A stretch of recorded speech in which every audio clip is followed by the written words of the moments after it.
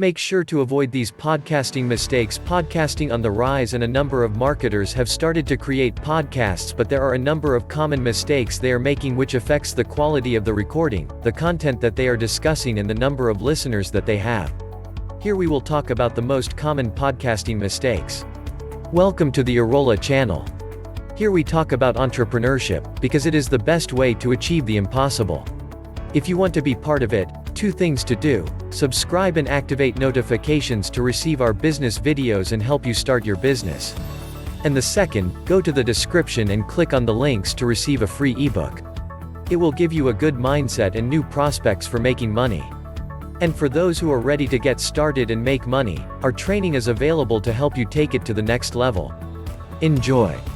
Podcast 2 General. Some podcasters are not specific with the topics that they discuss on their podcasts. This doesn't provide much value to the listeners who are looking for answers to specific questions in a niche.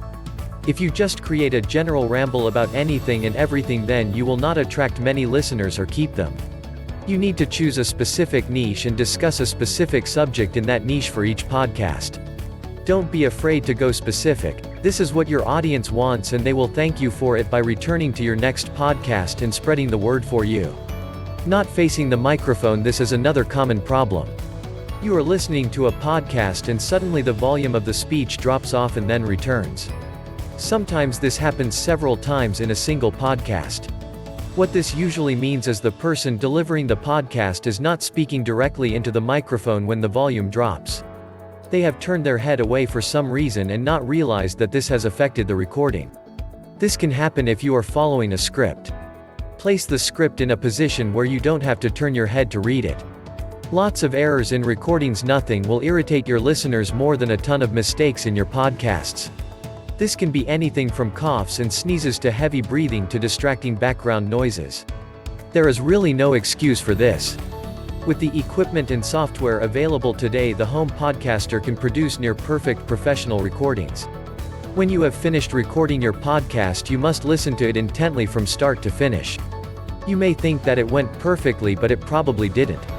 Not many podcasters enjoy editing their recordings, but you must do this to provide the best podcasting experience for your listeners. Rambling. There are a lot of ramblers out there who think that it is fine to record their rambles and make them into podcasts. Experts in their subjects believe that they can just sit in front of the microphone and deliver a perfect podcast by winging it. This rarely works out well, and when it turns into a ramble, you start to lose your audience. The best way to avoid a ramble is to create a script. This can either be a full script or a script containing the important points that you want to cover. Make your podcasts to the point and easy to listen to. Echoes with interviews. Interviews conducted using Skype or some other online call app can often have an annoying echo. This is normally because you have listened to the caller using the speakers in your computer rather than headphones. Use headphones for all of your podcast recording work. You can hear how everything sounds in real time and make any necessary adjustments.